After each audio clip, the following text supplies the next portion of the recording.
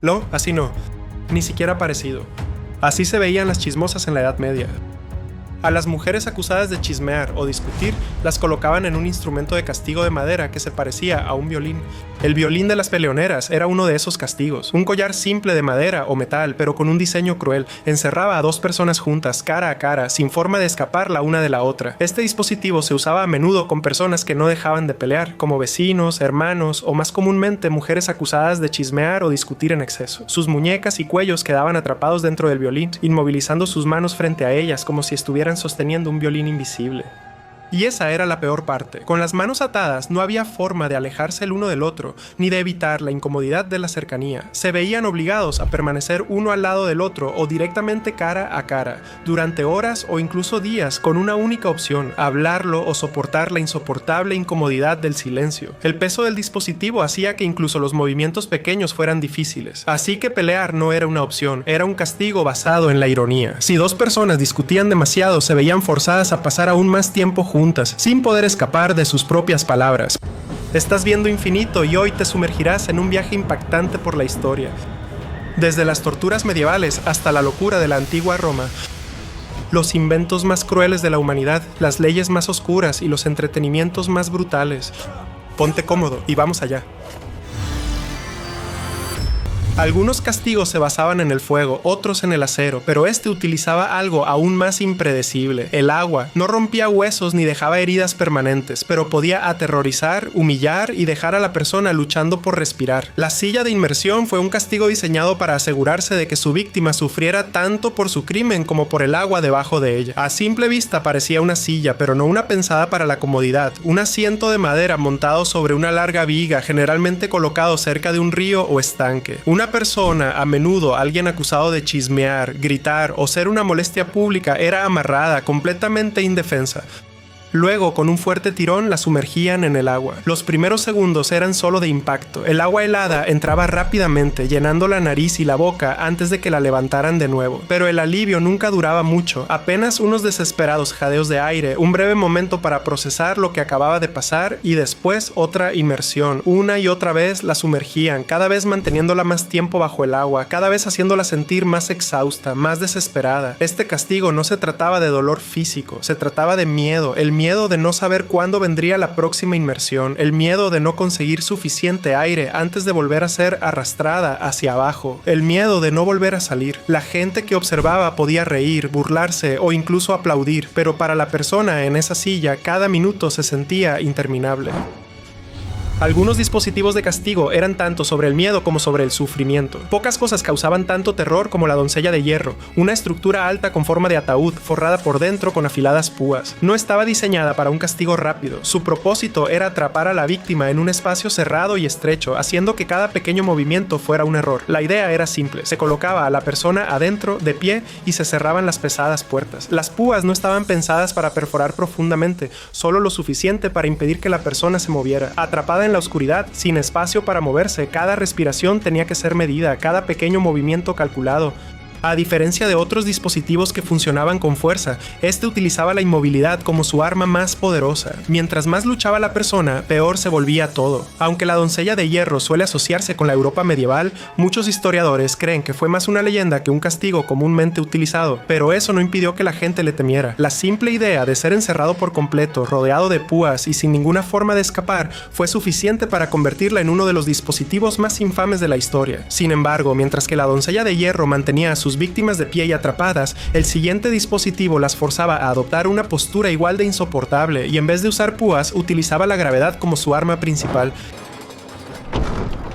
A lo largo de la historia han existido muchos métodos para castigar el habla, pero pocos fueron tan directos y humillantes como el branc, también conocido como la brida de la regañona. Esta máscara de metal no estaba diseñada para restringir el movimiento, sino para silenciar. Era una jaula metálica ajustada a la cabeza con una placa delgada que presionaba contra la lengua. Una vez asegurada, hablar se volvía imposible. Cualquier intento de hacerlo provocaba un dolor punzante, e incluso respirar podía volverse difícil. No era solo la incomodidad incomodidad física lo que hacía del branc un castigo tan cruel, sino su naturaleza pública. A quienes eran obligados a usarlo, a menudo se les hacía desfilar por la ciudad mientras se anunciaba su crimen, generalmente chismes, arrebatos en público o insultar a alguien de mayor estatus, a todos los presentes. El branc no solo impedía hablar, sino que se aseguraba de que todos supieran que la persona había sido silenciada. Era un instrumento de humillación diseñado para que la lección permaneciera mucho tiempo después de que la máscara fuera retirada. Algunas versiones tenían púas metálicas en el interior que presionaban contra la lengua o las mejillas si la persona intentaba mover la boca.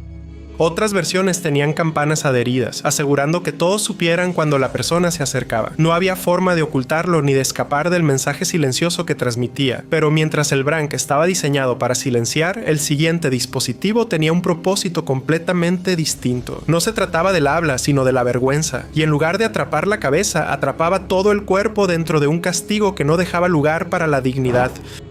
Algunos castigos estaban diseñados para infligir sufrimiento, otros para causar humillación. La capa del borracho pertenecía completamente a la segunda categoría. No causaba daño directo, pero convertía al infractor en el hazmerreír de la comunidad, asegurándose de que su error fuera visto, ridiculizado y recordado. Consistía en un gran barril de madera con agujeros para los brazos y la cabeza, usado como una especie de abrigo enorme y ridículo. Cualquier persona sorprendida ebria en público, especialmente reincidentes, era obligada a usarlo y a caminar por la ciudad tambaleándose bajo su peso mientras la gente señalaba y se reía. El verdadero castigo no era la incomodidad, aunque el peso y la dificultad de moverse dentro del barril hacían que cada paso fuera una lucha. El verdadero castigo era convertirse en un espectáculo. Las personas lanzaban insultos, los niños se burlaban, y aquellos que antes bebían con el infractor fingían no conocerlo. Una noche de malas decisiones se convertía en un recordatorio público de por qué había sido un error. Para muchos esto bastaba para que no volvieran a beber en exceso. Para otros solo empeoraba las cosas, hundiéndolos aún más en sus hábitos por la pura vergüenza.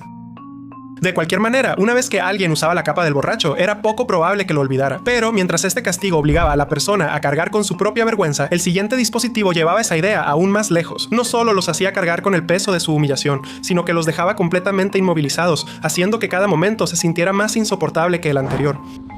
Algunos dispositivos de castigo eran grandes e intimidantes, diseñados para hacer sufrir a la persona desde el momento en que la colocaban dentro, pero otros eran mucho más pequeños, casi insignificantes a simple vista. El tornillo de pulgar era uno de ellos, un dispositivo simple, hecho de metal, lo suficientemente pequeño como para caber en un bolsillo, pero capaz de causar uno de los dolores localizados más intensos que puedas imaginar. Funcionaba con un mecanismo básico, pero cruel. Los pulgares, dedos o incluso los dedos de los pies de la persona eran colocados entre dos placas metálicas planas. Luego, con cada giro del tornillo, las placas se apretaban cada vez más, aplastando lo que estuviera entre ellas. La presión comenzaba ligera, lo suficiente para causar incomodidad, pero con cada vuelta el dolor aumentaba. Lo peor de todo era lo preciso y controlado que era el dispositivo. No era rápido ni impredecible. La persona que lo manejaba decidía exactamente hasta dónde llegaba, cuánta presión se aplicaba y cuándo o si se detenía. No había un chasquido repentino ni una rotura inesperada, solo una fuerza lenta y constante que no se detenía hasta que el tornillo se aflojaba.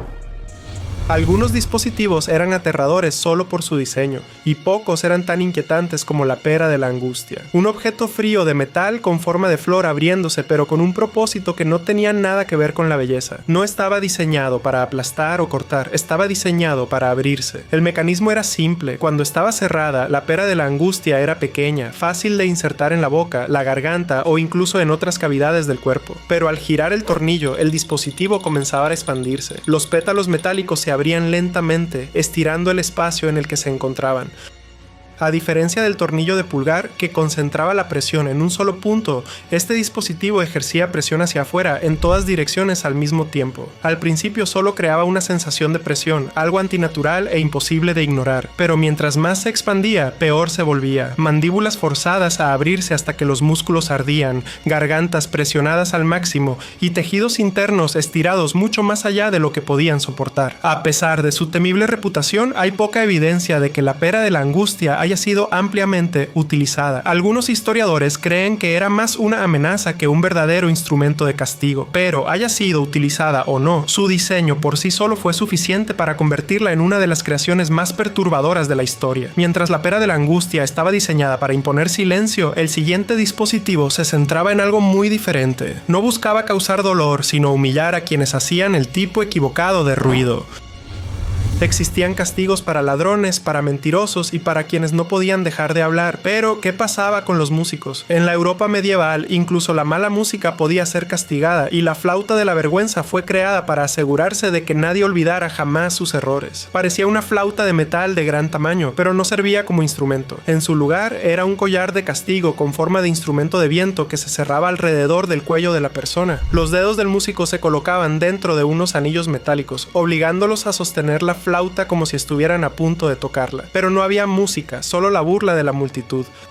El castigo no era físico, aunque el pesado collar de metal hacía que cada movimiento fuera difícil. El verdadero sufrimiento provenía de la humillación pública. Los condenados eran obligados a desfilar por las calles, llevando el instrumento que no habían logrado dominar, mientras los espectadores se reían y los ridiculizaban. En algunos casos, incluso se les forzaba a tocar su vergüenza en silencio, una cruel broma que destruía por completo su reputación. La flauta de la vergüenza demostraba que, a veces, el peor castigo no era el dolor, sino convertirse en el hazmerreír de todos, y ningún dispositivo en la historia encarnó mejor esa idea que el siguiente. Un castigo tan simple pero tan efectivo que se utilizó durante siglos para mantener el orden en la sociedad. No había escapatoria de los cepos, ni físicamente, ni mentalmente, y mucho menos socialmente. Una persona encerrada en ellos quedaba atrapada, expuesta y completamente a merced de la multitud, y ese era precisamente el objetivo. A diferencia de otros dispositivos de castigo que dependían del dolor, la restricción o el sufrimiento físico, los cepos se basaban en la humillación. Los pies, y a veces las manos o la cabeza, quedaban asegurados en un marco de madera, dejando a la persona en una posición que hacía que incluso los movimientos más simples fueran imposibles. Se colocaban en un espacio público justo en el centro del pueblo donde todos pudieran verlos. El castigo no era solo la incomodidad de estar atrapado en una postura incómoda durante horas. Se trataba de la pérdida total de dignidad. La multitud no solo miraba, participaba. Las personas lanzaban comida, barro, insultos, lo que tuvieran a mano. Algunos reían, otros reprendían y algunos incluso se volvían violentos. Y la persona en los cepos no podía hacer nada más que soportarlo todo, esperando a que su sentencia terminara. Era un castigo simple, efectivo y ampliamente utilizado en Europa y la América colonial. Sin sangre, sin huesos rotos, solo una vergüenza absoluta. Para muchos, un día en los cepos era más que suficiente para cambiar su comportamiento para siempre. Algunos castigos eran brutales, otros psicológicos, y luego estaban aquellos que solo dependían de la posición del cuerpo para hacer que cada segundo fuera peor que el anterior. La cuna de Judas era uno de ellos, una estructura de madera triangular diseñada para convertir el simple acto de sentarse en la peor decisión posible. Funcionaba así: la persona era bajada sobre un asiento en forma de pirámide afilada, obligándola a adoptar una postura completamente antinatural. Al principio podía parecer tolerable, pero esa sensación nunca duraba mucho. Cuanto más tiempo pasaban allí, más el peso de su propio cuerpo jugaba en su contra. Las piernas temblaban, los músculos ardían y cualquier intento de moverse solo empeoraba las cosas. A diferencia de otros dispositivos que aplastaban, estiraban o perforaban, este dependía completamente de la gravedad. No había cadenas tirando en direcciones opuestas ni pesadas ataduras. Solo el peso del propio cuerpo presionando de una forma para la que el cuerpo humano no está diseñado. No era un castigo rápido, era un malestar lento y constante que empeoraba con cada segundo. Cada momento en la cuna de Judas era una prueba de resistencia, una batalla entre el agotamiento y el autocontrol. Pero mientras la cuna de Judas forzaba a las personas a permanecer inmóviles, el siguiente dispositivo hacía algo completamente diferente. No se trataba de dolor, sino de humillación, control y asegurarse de que dos personas que se odiaban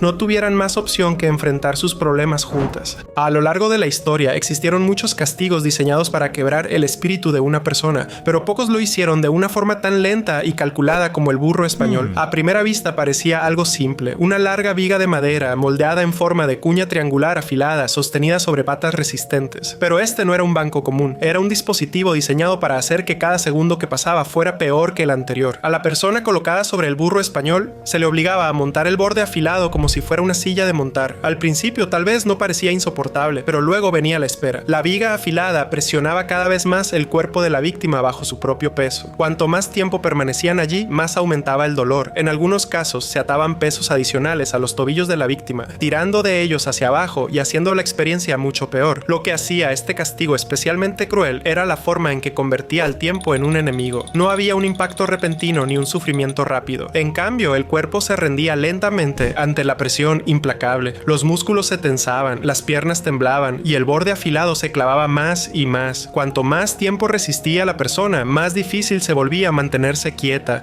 Cualquier intento de moverse, de encontrar un poco de alivio, solo empeoraba las cosas. Este castigo fue utilizado en diferentes lugares y épocas, a menudo en entornos militares como una forma de disciplina. No estaba pensado para ser rápido, estaba diseñado para poner a prueba la paciencia, la resistencia y el punto de quiebre tanto de la mente como del cuerpo. Algunos eran obligados a permanecer sentados durante horas, otros por mucho más tiempo dependiendo de la gravedad de su castigo.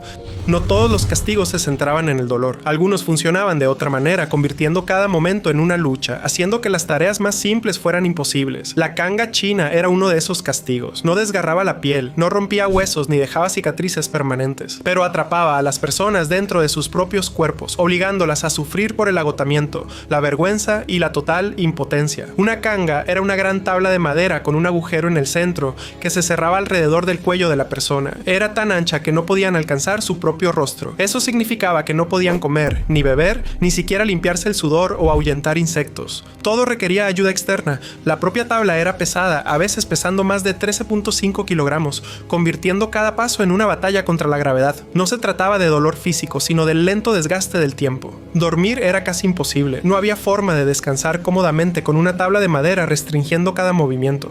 La verdadera crueldad radicaba en cuánto tiempo eran obligados a llevarla puesta. Algunos la soportaban durante unas horas, otros durante días. Cuanto más tiempo la llevaban, más insoportable se volvía. El cuerpo se debilitaba por el hambre, la deshidratación y la falta de sueño. El cuello y los hombros palpitaban por cargar el peso. Pero lo peor de todo era la humillación. A quienes usaban una canga a menudo los dejaban en público, completamente expuestos a las miradas y las burlas de extraños. Algunas tenían mensajes tallados o pintados sobre la madera anunciando su crimen. Ladrón, mentiroso, traidor. Pero si la canga atrapaba a las personas en un solo lugar, el siguiente dispositivo hacía lo contrario. No restringía el movimiento, obligaba al cuerpo a moverse de formas para las que no estaba preparado, hasta que algo se rompiera.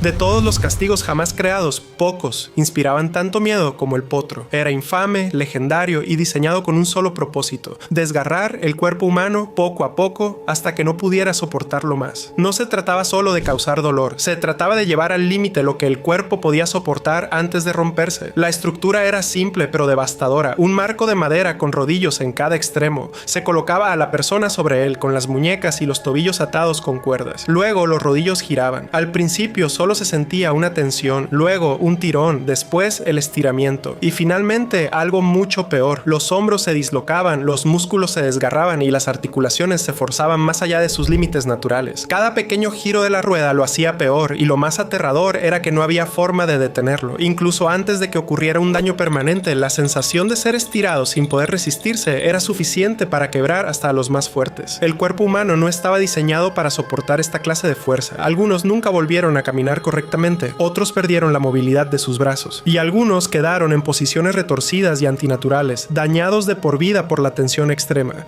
El potro era más que una simple máquina, era una prueba lenta y calculada de los límites humanos, un castigo que no recurría a filos afilados, metal al rojo vivo o peso aplastante, sino únicamente a la presión insoportable de un cuerpo siendo jalado en direcciones opuestas, centímetro a centímetro. Y mientras el potro funcionaba estirando a una persona hasta su punto de quiebre, otro dispositivo hacía exactamente lo contrario. No tiraba, no estiraba, aplastaba, y lo hacía con la misma precisión y crueldad.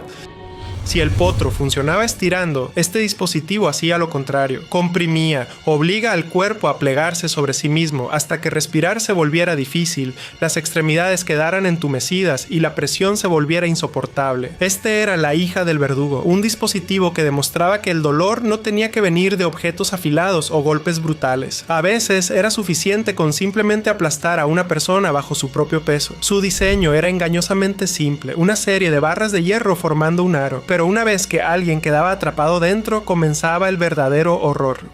Los brazos de la víctima eran forzados hacia la espalda, las rodillas se presionaban contra el pecho y la cabeza era empujada hacia adelante. Luego el marco de metal se apretaba, el cuerpo quedaba atrapado en una posición antinatural, los músculos se tensaban, las costillas presionaban contra los pulmones y la circulación sanguínea se veía interrumpida. Al principio solo era incómodo, pero cuanto más tiempo pasaba, peor se volvía. La respiración se hacía superficial, las extremidades comenzaban a entumecerse. La presión dentro del cuerpo aumentaba tanto que algunos, según se dice, sangraban por la nariz y los oídos. A diferencia del potro que funcionaba separando el cuerpo, este dispositivo comprimía todo hacia adentro, convirtiendo el propio cuerpo en su propia fuente de sufrimiento. La hija del verdugo no era rápida, funcionaba con una compresión lenta y constante hasta que el cuerpo ya no podía soportarlo más, una prueba de resistencia tan cruel como ser estirado hasta el límite. Pero mientras este aparato plegaba a sus víctimas sobre sí mismas, el siguiente hacía algo aún peor, las destrozaba por completo. Existían castigos diseñados para humillar, otros para infundir miedo y algunos creados para destruir completamente a una persona. La rueda de la tortura pertenecía a esta última categoría. No solo hería, no solo castigaba, pulverizaba el cuerpo humano, dejando algo apenas reconocible. Todo comenzaba con una simple rueda de madera, grande, resistente, construida para durar. La víctima era atada a ella con sus extremidades extendidas sobre los radios, y entonces comenzaba el verdadero horror. Cada golpe destrozaba otra parte del cuerpo, convirtiendo miembros sólidos en nada más que fragmentos inútiles bajo la piel. Esto no era rápido. Los golpes eran medidos y deliberados. Si eran demasiado rápidos, la persona podía perder el conocimiento. Si eran demasiado suaves, los huesos no se rompían correctamente. Los peores casos no terminaban solo con huesos rotos. La rueda de desmembramiento estaba diseñada para hacer que la persona sintiera cada segundo de su castigo. No se trataba de un dolor rápido o un impacto repentino. Se trataba de una destrucción lenta, de quedar en un estado donde nada funcionaba, nada se movía y aún así la conciencia permanecía. Pero mientras este dispositivo convertía a las personas en cascarones sin vida, otros funcionaban de una forma distinta. Algunos castigos no se basaban en el dolor físico en absoluto. En su lugar se basaban en la humillación, convirtiendo a una persona en el hazmerreír de todo el pueblo. Algunos castigos no necesitaban causar dolor para ser efectivos. Funcionaban destruyendo la reputación de una persona, convirtiéndola en objeto de burla, asegurándose de que su nombre nunca fuera olvidado, pero por todas las razones equivocadas. Uno de los castigos más infames de este tipo fue el cepo. Era un marco de madera simple con agujeros para la cabeza y las manos. Una vez encerrada, la persona quedaba atrapada, sin poder moverse, sin poder protegerse de lo que viniera después. Y lo que venía después nunca era bueno. La multitud se reunía, la gente gritaba insultos, algunos lanzaban comida, fruta podrida, huevos, lo que encontraran. Otros no eran tan amables y arrojaban piedras o inmundicia. A diferencia de otros castigos, el cepo no terminaba oficialmente en heridas. El dispositivo en sí no rompía huesos ni causaba sufrimiento físico directo, pero eso no significaba que no fuera brutal. El verdadero tormento venía con el tiempo. Permanecer allí durante horas, expuesto al calor, al frío, a la lluvia, sin poder moverse o siquiera rascarse una picazón. Y luego venía la vergüenza. Saber que todos te veían como un criminal. Saber que, incluso después de ser liberado, la memoria de ese momento nunca desaparecería. Algunos de los que pasaron por el cepo nunca volvieron a ser los mismos. Algunos se convirtieron en parias, incapaces de volver a llevar una vida normal. Otros sufrieron heridas, no por el dispositivo, sino por la multitud. En algunos casos, el público se volvía violento y lanzaba mucho más que insultos. Y cuando eso sucedía, no había escapatoria. El cepo no buscaba destruir el cuerpo, buscaba destruir la dignidad de la persona, y para muchos ese era un castigo mucho peor que el dolor físico. De los horrores de la Edad Media, viajaremos a una época anterior, la antigua Roma. Te voy a contar sobre su lado oculto, cruel y oscuro, del que casi nadie habla. Probablemente hayas oído que los romanos disfrutaban de los banquetes. Pero, ¿qué servían en esos festines? Eso es otra historia. La cocina romana, especialmente para la élite, era pura indulgencia, y sinceramente, cuanto más extraño, mejor. Cuanto más raro el plato, más lujoso se consideraba. Comían lirones, no ratones que entraban en sus cocinas. Estos se criaban específicamente para comer. Gordos, rollizos y asados con miel y semillas de amapola eran un preciado manjar. Lenguas de flamenco, sesos de pavo real, medusas y vientres de cerda también formaban parte del menú de los ricos. Los romanos tampoco desperdiciaban mucho. Les encantaban los platos hechos con sangre, órganos y restos animales. Uno de sus ingredientes favoritos era el garum, una salsa de pescado fermentada hecha con las vísceras de anchoas y caballa que se dejaban pudrir al sol. Se vertía sobre casi todo, desde la carne hasta los postres. Imagínatelo como el ketchup de Roma si el ketchup oliera a una mezcla de vinagre y pescado muerto. Y no se trataba solo de sabor. La experiencia gastronómica solía ser teatral. En los banquetes de la élite se sacaban animales vivos y se descuartizaban delante de los invitados, o se presentaban platos con formas extrañas, como empanadas con aves vivas dentro. Era una cena y un espectáculo, a menudo diseñado para impactar o impresionar. Para los romanos más pobres, la comida era más sencilla: cereales, pan, legumbres, pero para la élite, el objetivo era presumir de riqueza llegando a extremos culinarios. Mientras que la alta cocina moderna podía incluir espuma de trufa u oro comestible, la comida romana antigua traspasaba los límites de formas que harían dudar incluso a un gourmet audaz. En la antigua Roma, usar el baño no era un asunto privado, sino un evento público. Literalmente, grandes letrinas comunitarias con bancos de piedra alineadas tenían agujeros, y la gente se sentaba una al lado de la otra, charlando mientras hacía sus necesidades. No había divisiones ni cubículos, ni mucho menos mecanismo de descarga, solo agujeros abiertos sobre un canal de agua que generalmente llevaban los desechos a la alcantarilla más cercana, o a veces a la calle. Y el método de limpieza, ahí es donde la cosa se pone aún más incómoda. En lugar de papel higiénico, los romanos usaban una esponja comunitaria sujetada a un palo, conocida como tersorium.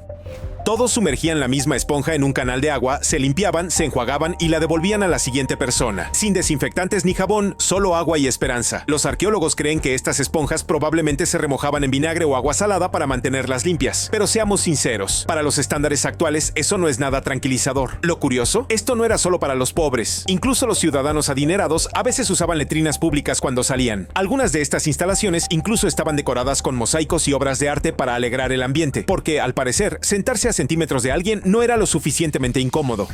Y no eran solo las condiciones lo que hacía que estos lugares fueran inquietantes. Los romanos creían en los espíritus del baño. Sí, has oído bien. Dejaban pequeñas ofrendas o tallas en las letrinas para apaciguar a posibles demonios o fantasmas que acechaban en los desagües. Algunos incluso grababan símbolos protectores en la piedra para protegerse de lo que creían que los observaba desde abajo. Así que la próxima vez que te moleste un baño sucio en una gasolinera, ten en cuenta que podría ser peor. En Roma estarías hombro con desconocidos, compartiendo una esponja y esperando que nada te atrapara desde abajo.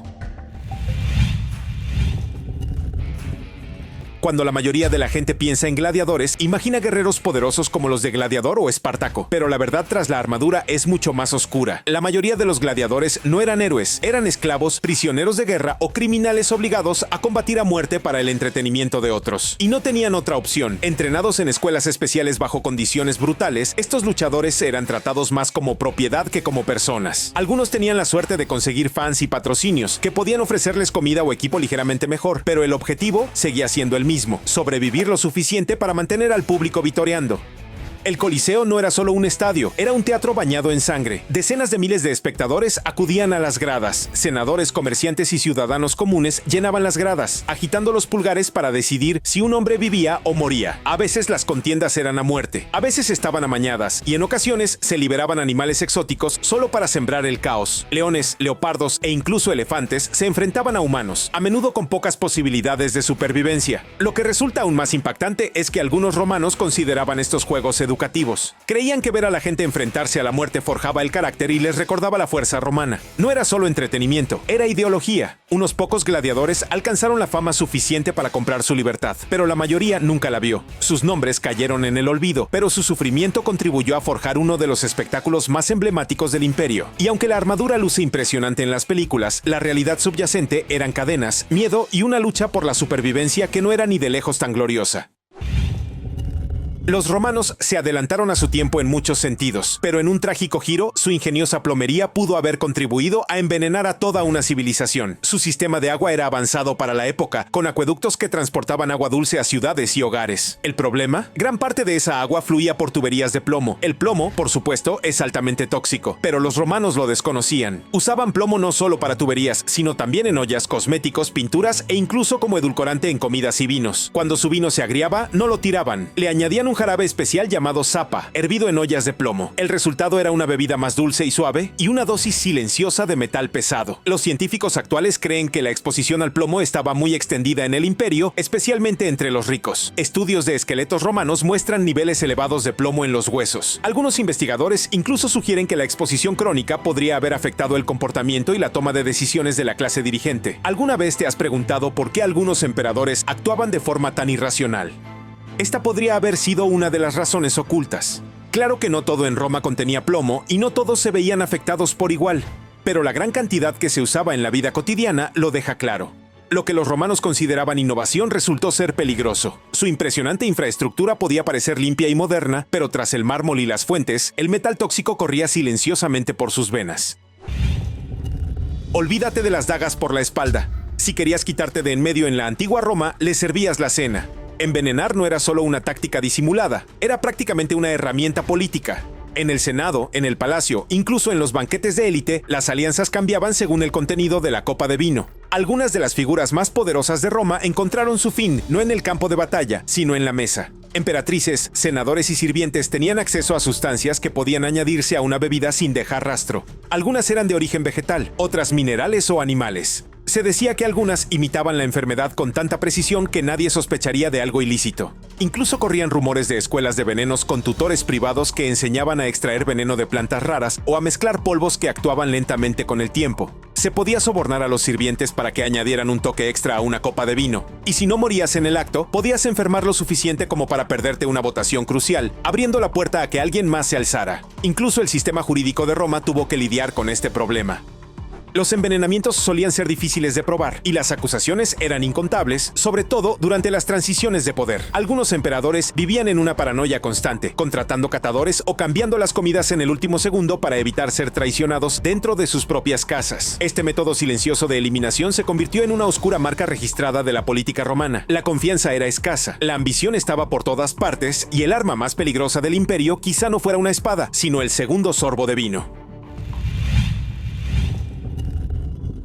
No todos los emperadores romanos eran tiranos, pero cuando se descarrilaban, se llevaban consigo a todo el imperio. Algunos gobernaban con carisma y reformas. Otros convirtieron el palacio en un escenario para sus delirios y los ciudadanos pagaron las consecuencias. Calígula es uno de los más infames. Se autoproclamó Dios viviente, nombró a su caballo un oficial de alto rango y celebró suntuosos festines, donde los invitados nunca estaban seguros de si estaban comiendo o a punto de ser comidos. Un día recompensaba a alguien con oro, al siguiente lo sentenciaba por estornudar demasiado fuerte.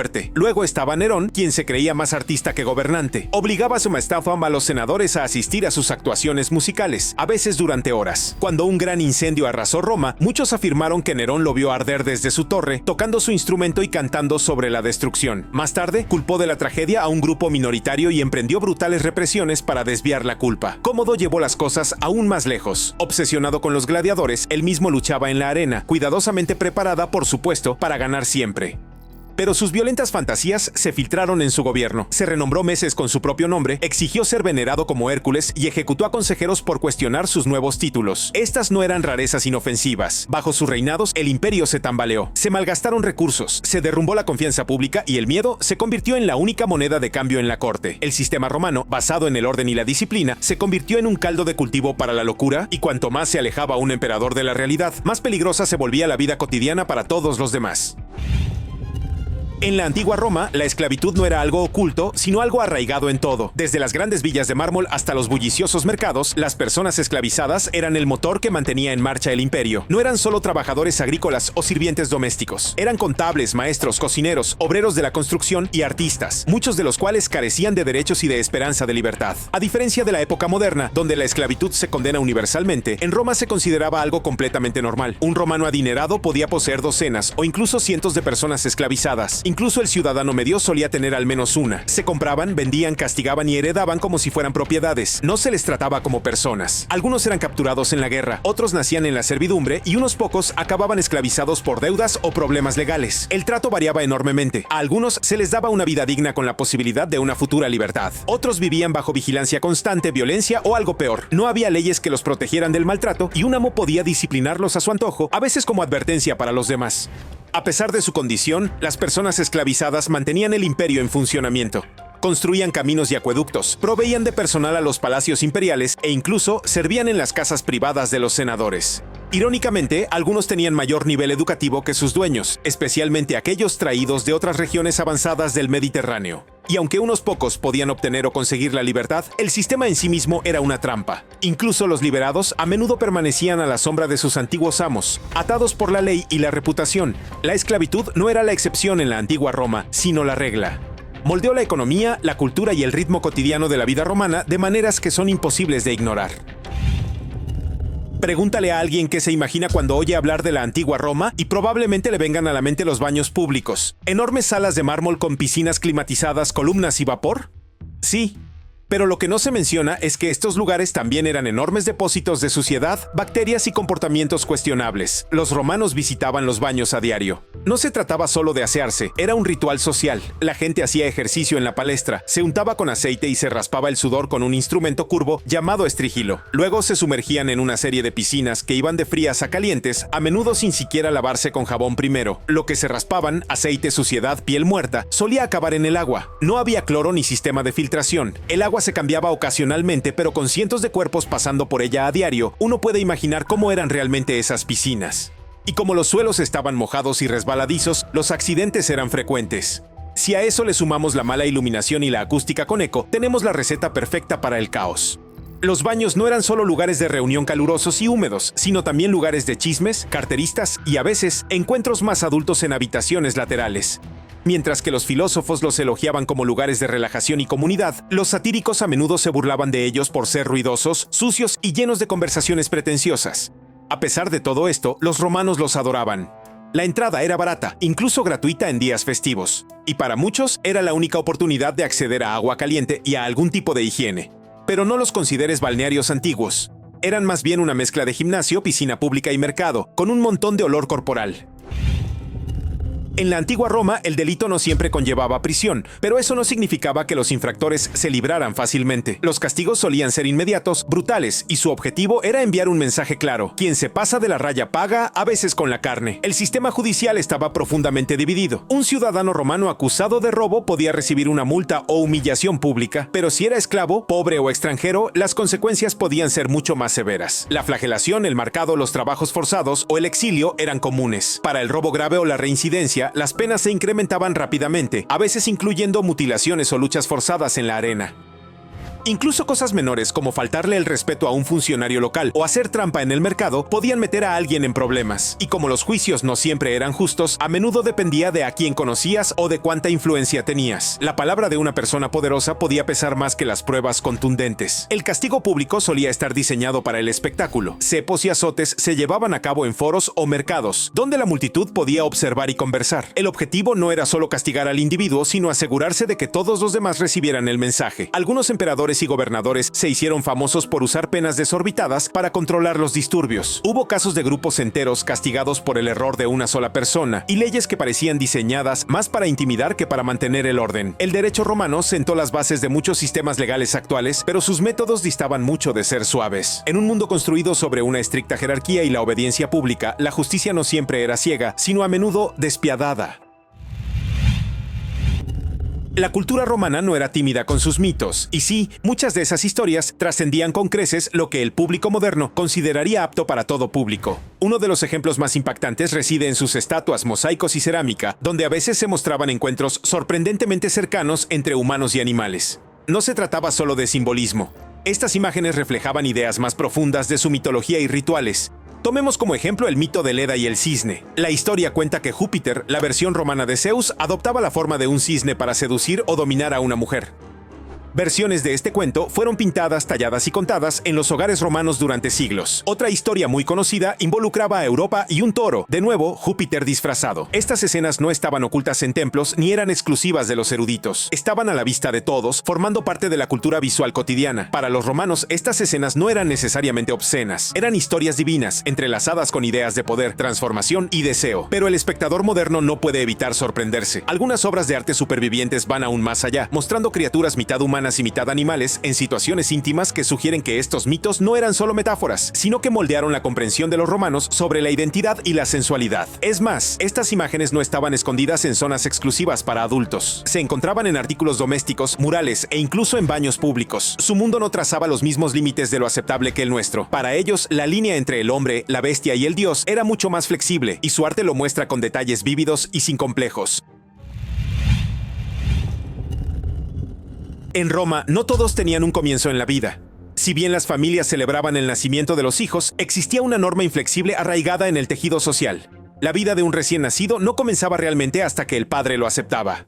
Si éste decidía no hacerlo, el niño podía ser expuesto, un término cortés para referirse a abandonarlo fuera de la ciudad o cerca de un basurero. Dificultades económicas, falta de espacio, enfermedad o simplemente nacer en el momento equivocado. Y aunque hoy suene horroroso, esta era una práctica socialmente aceptada en la antigua Roma. No se hacía en secreto, era parte de la norma. Algunos templos y santuarios incluso tenían lugares específicos donde se podía dejar a los bebés. En ocasiones, estos niños eran acogidos por otros, a veces criados como sirvientes o, con suerte, adoptados. Pero muchos no tenían tanta suerte. El derecho romano no lo consideraba un delito, y los filósofos de la época discutían abiertamente cuándo y por qué era aceptable. Es una parte de la vida romana que rara vez se muestra en películas o series de televisión, pero que dio forma al modo en que funcionaban las familias y la sociedad. El imperio valoraba la fuerza, el orden y la utilidad, cualidades que no siempre dejaban lugar a la vulnerabilidad ni a la imprevisibilidad. Incluso en asuntos de la vida, el pragmatismo solía imponerse a la emoción. En el mundo romano, la violencia no se ocultaba, sino que era el centro de atención. Lo que muchas civilizaciones considerarían castigo o crueldad, Roma lo convirtió en espectáculo. Ejecuciones públicas, palizas brutales y muertes simuladas no eran solo justicia, sino eventos que la gente hacía fila para presenciar. El Coliseo es el estadio más famoso, pero no era el único. Los anfiteatros de todo el imperio albergaban juegos mortales. Algunos presentaban luchadores profesionales, pero otros utilizaban a criminales condenados en roles mucho más espantosos. Estas personas no estaban allí para competir, eran llevadas a la escena para ser ejecutadas de formas creativas y dramáticas. A veces era con animales salvajes, otras con escenas míticas escenificadas donde representaban a la víctima. Una recreación podía incluir a un hombre vestido como una figura mitológica que luego era destrozado por animales amaestrados, como una forma de volver a contar historias antiguas a través de la muerte en vivo. Era una mezcla de teatro y espectáculo de terror, pero para el público romano era emocionante y socialmente aceptable. Incluso en lugares más pequeños, la tortura era parte de la vida pública. Para aquellos en posiciones más bajas del orden social, especialmente las personas esclavizadas, la confesión bajo presión no solo era común, sino que se esperaba. La ley romana incluso exigía que ciertos testimonios se extrajeran mediante la fuerza física para ser considerados válidos. Es fácil olvidar que esta era una sociedad que veía el dolor de manera diferente. Consideraban la resistencia como una marca de honor y el sufrimiento como una forma de mantener el control. No se trataba de ocultar la violencia. En muchos casos, la elevaron a la categoría de arte. En Roma, la libertad personal no era una garantía. Era un privilegio que podía desaparecer de la noche a la mañana. El imperio se basaba en el control, y si no formabas parte de la élite gobernante, tu vida podía ser reorientada, restringida o terminada con una sola orden. La lealtad importaba, pero la utilidad importaba más. La ciudadanía proporcionaba cierta protección, pero incluso entonces el Estado podía reclutarte en el ejército, confiscar tus propiedades o exiliarte sin previo aviso si enojabas a la persona equivocada. Los juicios eran públicos, rápidos y a menudo parciales. Cuanto más alto fuera tu estatus, mayores eran tus posibilidades. Para todos los demás, se trataba de sobrevivir por obediencia. Si eras esclavizado, el Estado no te veía como persona, carecías de identidad legal. Si tu amo moría o era castigado, podías ser vendido, separado de tu familia o simplemente olvidado. Incluso los libertos, liberti, vivían a la sombra de sus antiguos amos y tenían derechos limitados. La infraestructura romana era impresionante, pero servía primero al Estado. Se construyeron carreteras para movilizar legiones. Las ciudades se diseñaron para la vigilancia y el orden. El entretenimiento, al igual que los juegos, no era solo diversión, se usaba para distraer y controlar al público. Incluso la religión estaba ligada al poder político. El emperador no era solo un gobernante, era visto como un vínculo viviente con los dioses. El mensaje era claro, eras parte de la máquina. Y si esa máquina necesitaba reemplazarte, no pestañearía. Siempre había más trabajadores, más soldados, más ciudadanos. La vida en Roma tenía sus recompensas, pero la seguridad no era una de ellas, a menos que estuvieras en la cima. Escribe en los comentarios, ¿te gustaría haber estado en la antigua Roma después de conocer su lado oscuro del que acabo de hablar? A continuación viajaremos a tiempos más recientes, los siglos XIX y XX. Descubrirás las leyes más locas que existieron hace muy poco según la historia. Desde el arsénico en la ropa hasta la venta de personas. Sí, era legal.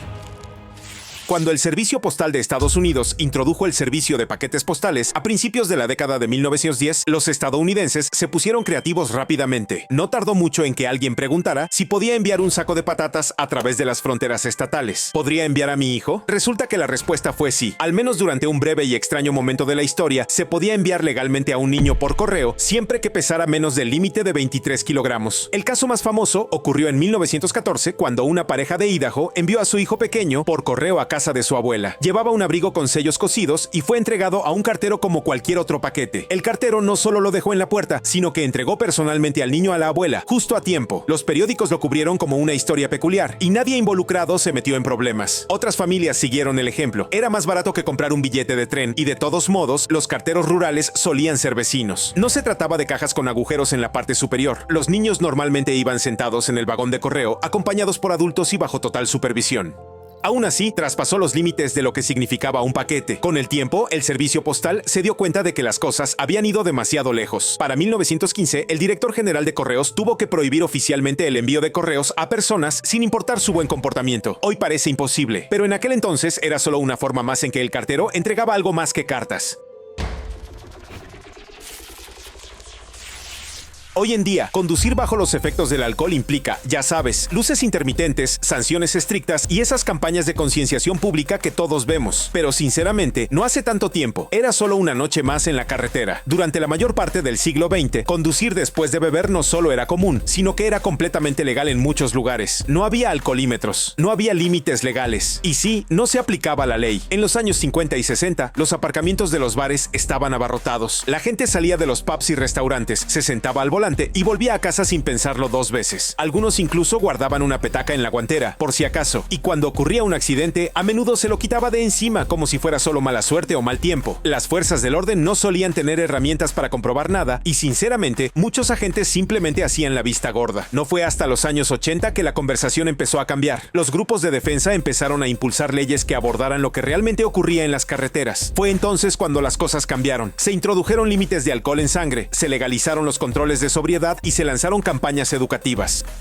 Pero mire, el cambio no se produjo de la noche a la mañana. De hecho, algunos estados tardaron años en implementar leyes consistentes. Hoy en día es difícil siquiera imaginar a alguien conduciendo sin consecuencias. Pero durante décadas, todo era parte del viaje. Los cinturones de seguridad eran opcionales. Los contenedores abiertos eran comunes. Y a menos que ocurriera algo realmente grave, la ley no decía mucho. Era un viaje por carretera diferente, uno que se prolongaba demasiado tiempo sin reglas. En el corazón de las ferias mundiales y los museos, mucho antes de la era del turismo ético o la sensibilidad cultural, existían estas exhibiciones que, sinceramente, no escandalizaron a nadie en su momento, pero que hoy nos horrorizarían. Se llamaban exhibiciones etnológicas, pero, seamos realistas, lo que realmente eran zoológicos humanos. Se reconstruían aldeas enteras para exhibir a personas de África, Asia o las islas del Pacífico, se colocaban tras vallas y se exhibían como piezas vivientes de museo. Vestidos con ropas tradicionales, se les pedía que interpretaran danzas o rutinas cotidianas.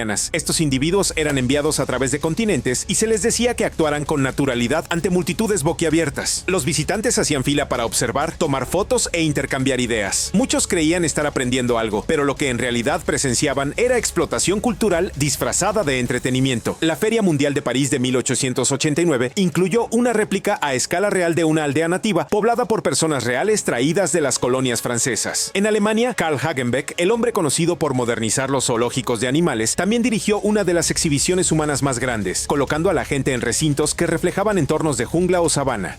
Incluso el zoológico del Bronx presentó una vez a un hombre de África Central en su sala de primates. El público consideraba estos eventos educativos. Las autoridades elogiaron su realismo. Pero a medida que la comprensión global evolucionó, estas exhibiciones fueron desapareciendo, reemplazadas por museos centrados en artefactos, no en personas. Aún así, las fotos y los registros permanecen, un crudo recordatorio de una época en la que la cultura estaba enjaulada y la curiosidad traspasaba todos los límites.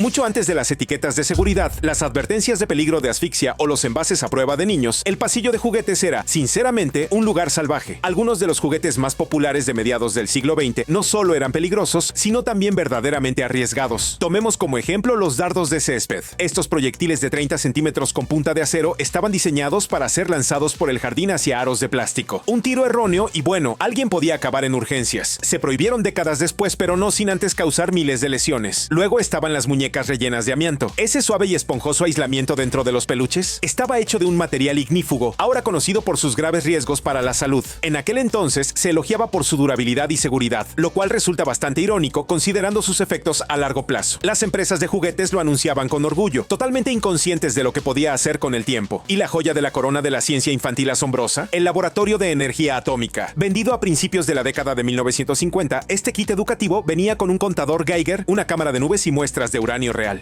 Sí, materiales radiactivos de verdad. Prometía a los niños un vistazo a la ciencia atómica y les ofrecía un kit que no tendría ninguna oportunidad bajo las regulaciones actuales. Todos estos productos se vendían legalmente, a menudo con empaques llamativos y excelentes críticas de padres y educadores. Estándares de seguridad aún en desarrollo. La industria juguetera se centraba en la emoción y la innovación, y durante un tiempo eso significó ir mucho más allá de lo permitido hoy. Lo que ahora está prohibido, retirado del mercado o guardado en museos, fue en su día el artículo más codiciado en todas las listas de deseos navideños. En el siglo XIX, si querías presumir de riqueza y buen gusto, cubrías tu casa de verde. No cualquier verde, sino un tono profundo y vivo que brillaba a la luz del gas, estaba de moda, era elegante y mortal. El secreto de ese color, el arsénico. Los químicos habían descubierto que la combinación de cobre y arsénico creaba un pigmento tan brillante que se convirtió en el color predilecto para todo, desde vestidos y cortinas hasta papel tapiz para habitaciones de niños. ¿El problema? Ese hermoso pigmento podía liberar partículas tóxicas, especialmente en espacios húmedos o mal ventilados. La gente empezó a enfermar misteriosamente en habitaciones decoradas con el verde de moda. Le siguieron dolores de cabeza, erupciones cutáneas y problemas respiratorios. Sin embargo, durante años, médicos y fabricantes negaron cualquier conexión. Después de todo, ¿cómo podía algo tan elegante ser dañino? No era solo papel tapiz. Vestidos, flores artificiales e incluso portadas de libros usaban el mismo pigmento. Algunos trabajadores de fábricas que manipularon el tinte desarrollaron síntomas extraños y, en algunos casos muy conocidos, familias enteras sufrieron problemas de salud sin saber por qué.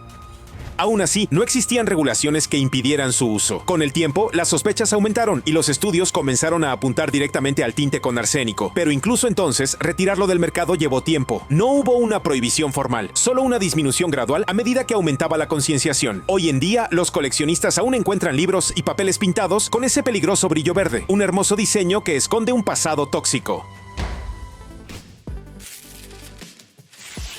En las décadas de 1940 y 1950, la medicina dio un giro brusco hacia un territorio que se asemeja más a un thriller psicológico que a la historia real. Las lobotomías, un procedimiento que implica la ruptura de conexiones cerebrales, se introdujeron como una solución innovadora para todo tipo de trastornos emocionales y conductuales. Pero lo que comenzó como un tratamiento para enfermedades mentales graves se expandió rápidamente a algo más. Una solución rápida para la ansiedad, el estrés o simplemente la inadaptación. Y las personas más afectadas, las mujeres. Especialmente las amas de casa. En aquel entonces, si una mujer era vista como demasiado emotiva, demasiado retraída, demasiado franca o incluso simplemente abrumada por las presiones de la vida doméstica, los médicos a veces recomendaban este procedimiento invasivo. Consistía en insertar un instrumento afilado cerca del ojo e interrumpir circuitos cerebrales clave. El objetivo era calmar a la paciente, pero los resultados a menudo dejaban a la gente aletargada, distante o desconectada. Aún así, era legal y en su apogeo se realizaron miles de lobotomías en hospitales de todo Estados Unidos. Una de las figuras principales del movimiento incluso recorrió el país en una camioneta realizando el procedimiento en clínicas e instituciones mentales, como si fuera un vendedor ambulante de neurocirugía. Se consideraba progresista, contaba con el respaldo de las juntas médicas e incluso recibió un premio Nobel. Lo preocupante es la imprecisidad con la que se aplicó la definición de necesitar ayuda. Una mujer podía ser descrita como demasiado nerviosa o poco cooperativa, y eso por sí solo podría ser suficiente. A veces los esposos o familiares firmaban la documentación. El consentimiento no siempre era claro. La práctica se consideraba ciencia moderna, no algo peligroso. Para la década de 1960, nuevos medicamentos comenzaron a reemplazar estas cirugías y la opinión pública comenzó a cambiar. El procedimiento desapareció del uso generalizado no por una prohibición, sino porque simplemente cayó en desuso. Pero el hecho de que alguna vez fuera legal, generalizado e incluso fomentado, muestra cuánto ha cambiado la medicina y la visión de la sociedad sobre el comportamiento de las mujeres.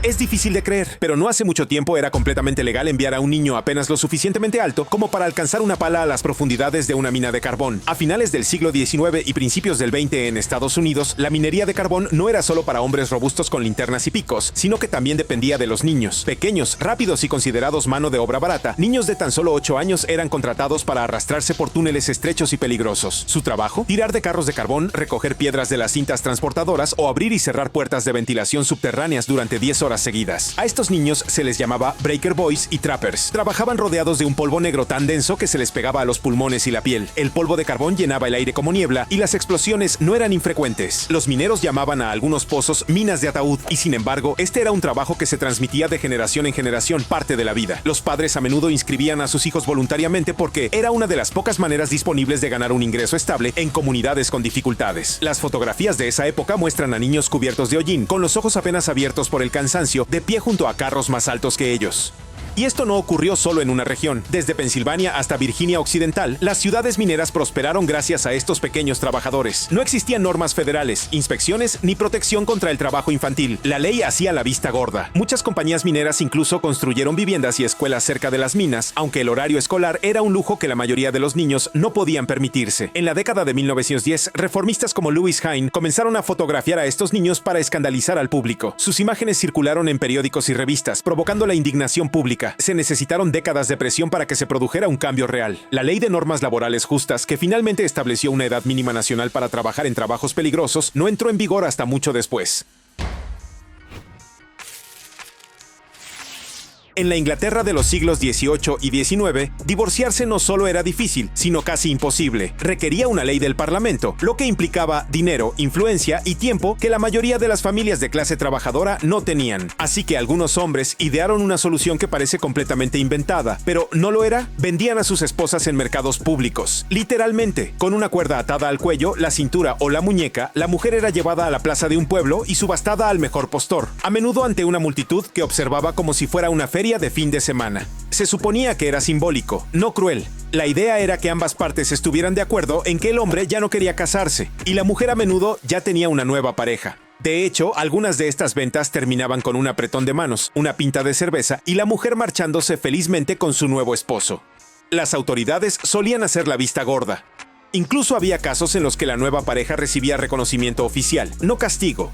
Esta práctica tampoco se limitaba a los pueblos pequeños.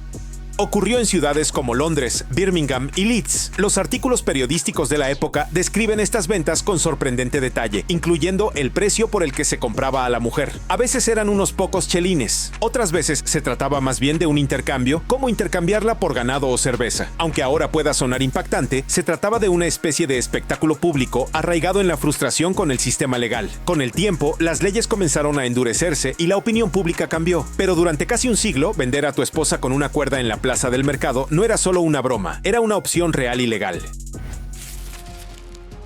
Hubo una época en que volar significaba nubes fuera de la ventana y nubes dentro de la cabina. Durante décadas, fumar en los aviones no solo estaba permitido, sino que prácticamente se esperaba. Había ceniceros en cada asiento. Los auxiliares de vuelo repartían paquetes de cigarrillos gratis con las comidas. Incluso los pilotos fumaban en la cabina mientras cruzaban el Atlántico. La idea de respirar humo reciclado durante horas era simplemente normal. En los primeros tiempos de los aviones a reacción, fumar en pleno vuelo formaba parte del glamour. Volar era para los bien vestidos y fumar también. Las aerolíneas incluso usaban marcas de tabaco en sus anuncios. Pero para la década de 1970, las cosas empezaron a cambiar. Las tripulaciones de cabina y los expertos en salud expresaron su preocupación por la calidad del aire a bordo. Los pasajeros que no fumaban se veían obligados a inhalar una nube de humo de segunda mano desde el despegue hasta el aterrizaje. Aún así, las regulaciones tardaron en llegar. No fue hasta finales de la década de 1980 que se introdujeron las prohibiciones de fumar. Al principio, solo en vuelos nacionales cortos. ¿Vuelos de larga distancia e internacionales? Sigue siendo un juego limpio. El cambio no se asentó del todo hasta principios del siglo XXI, cuando finalmente se prohibió fumar en casi todos los vuelos comerciales del mundo. Hoy en día, la mayoría de los pasajeros ni siquiera saben lo que significaba ese pequeño cartel de no fumar. Simplemente siempre ha estado apagado. Pero si alguna vez te preguntaste por qué el cenicero sigue ahí en los baños de algunos aviones, es porque legalmente tiene que haber uno, por si alguien rompe la regla. Una reliquia de una época aérea en la que fumar a 9.144 metros era solo parte del viaje.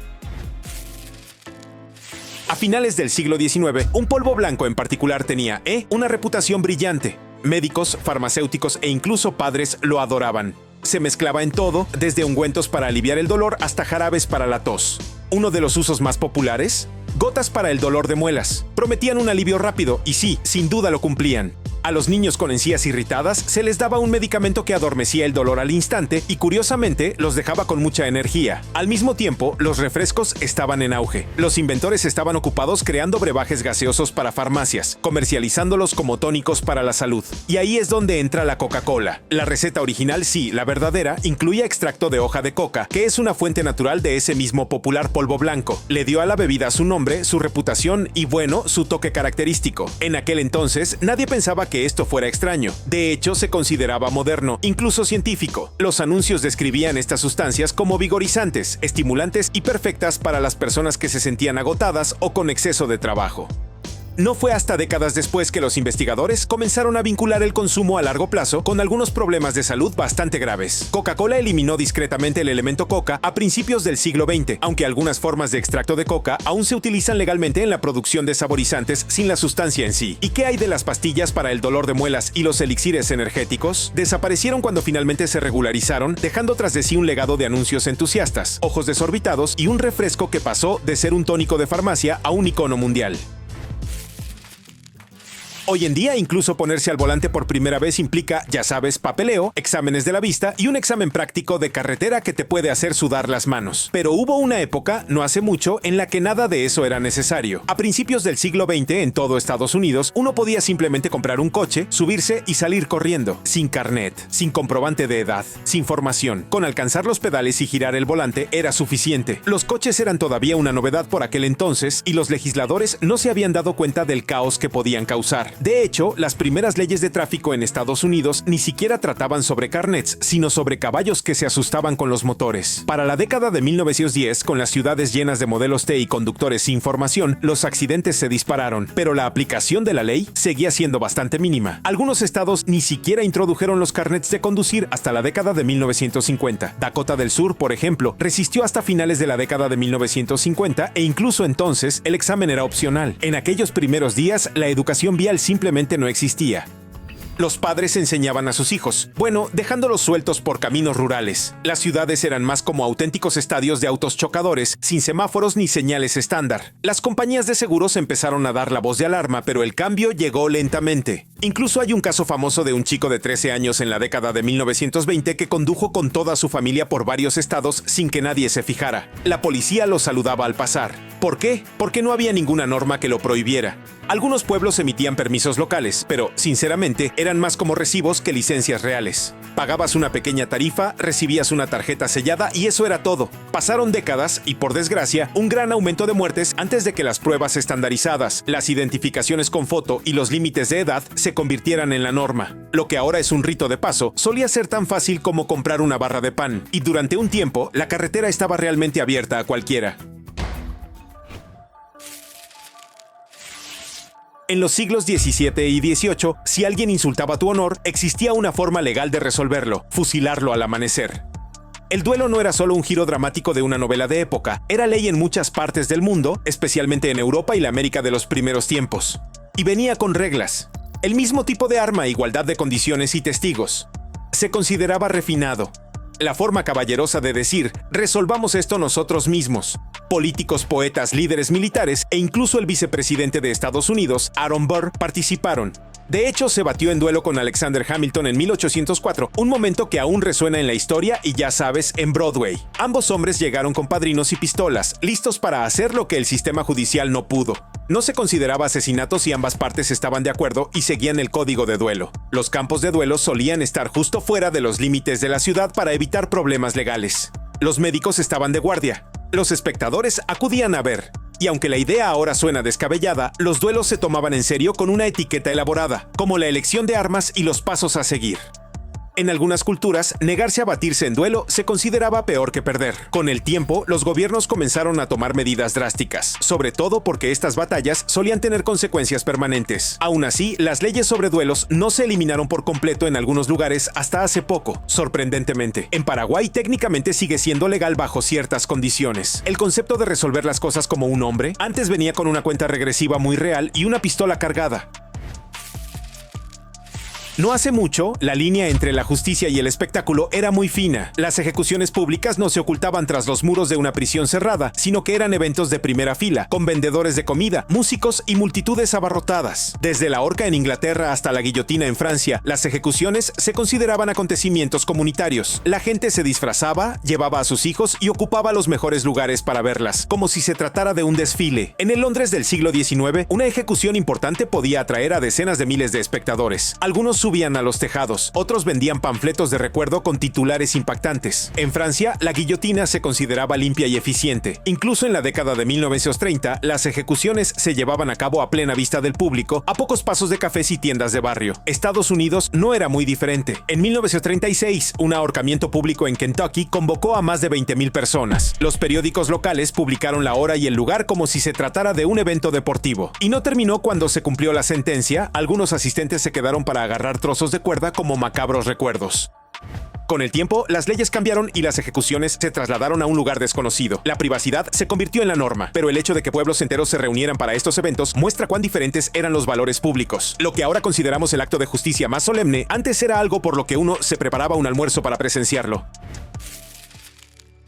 A mediados del siglo XX, especialmente en los carnavales itinerantes y los espectáculos más atrevidos, había un acto que garantizaba el éxito de las acrobacias de las mujeres embarazadas. Sí, realmente ocurría y era completamente legal. Estas actuaciones se anunciaban como cabezas de cartel emocionantes, diseñadas para impactar y asombrar. La madre voladora proclamaba una pancarta. Era en parte peligro, en parte espectáculo y en parte una genialidad publicitaria. Fotos y carteles de la época muestran a mujeres con trajes de circo haciendo saltos en motocicleta, caminando sobre la cuerda floja o de pie sobre coches corriendo a través de aros en llamas, todo ello visiblemente embarazadas. La reacción del público siempre eran las mismas exclamaciones, vítores y filas que daban la vuelta a la manzana. En algunos casos, las artistas no solo participaban, sino que eran las estrellas del espectáculo, promocionadas en folletos y anuncios en periódicos. No había ninguna regulación que lo impidiera. En todo caso, la atención que estos actos atraían era bienvenida. Los carnavales generaban mucho dinero y estas acrobacias vendían entradas. Normas de seguridad prácticamente inexistentes, y aunque el riesgo era real, la fascinación pública superó la preocupación. Era la época del impacto y las grandes pancartas, y estos espectáculos ofrecían precisamente eso. Hoy, la idea suena impensable, como algo sacado de una sátira o de la subtrama de una película disparatada. Pero durante esa época dorada del entretenimiento ambulante, estas acrobacias eran solo una parte más de la máquina de emociones ambulantes y nadie se lo pensó dos veces. Eso es todo. ¿Qué cosas legales crees que se volverán ilegales en el futuro? Escríbenos en los comentarios. Para más información útil, mira otros videos.